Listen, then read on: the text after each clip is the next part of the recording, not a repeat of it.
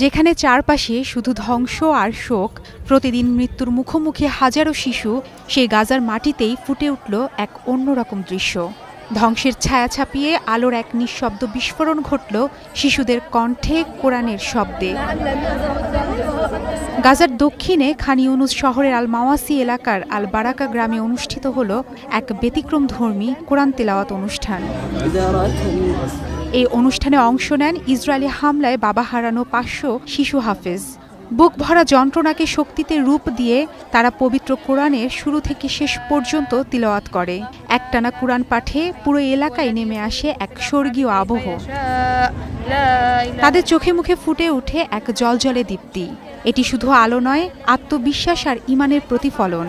যুদ্ধের ভয়াবহতা আর গভীর যন্ত্রণা সত্ত্বেও সেই চোখে ফুটে উঠেছিল আদম্য সাহসের ঐশী ঝিলিক। আমরা চেয়েছি এই সন্তানদের হৃদয়ে আল্লাহর কালাম গেঁথে দিতে, কোরআনের আলোতে তাদের ভয় দূর হোক, বুক ভরে উঠুক সাহসে। যখন বাবা শহীদ হলেন আমার মনে হয়েছিল সবকিছু শেষ, কিন্তু কোরআন আমাকে শক্তি দিয়েছে।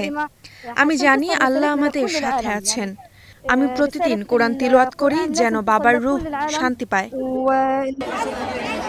আল বারাকা গ্রাম বর্তমানে প্রায় 3000 এতিম শিশুর আশ্রয়স্থল।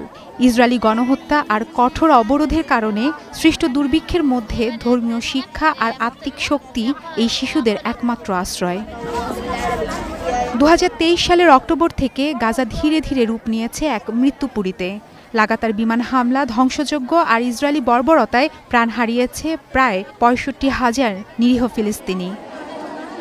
মারফুয়াতুন নুর রুচি, স্টার নিউজ।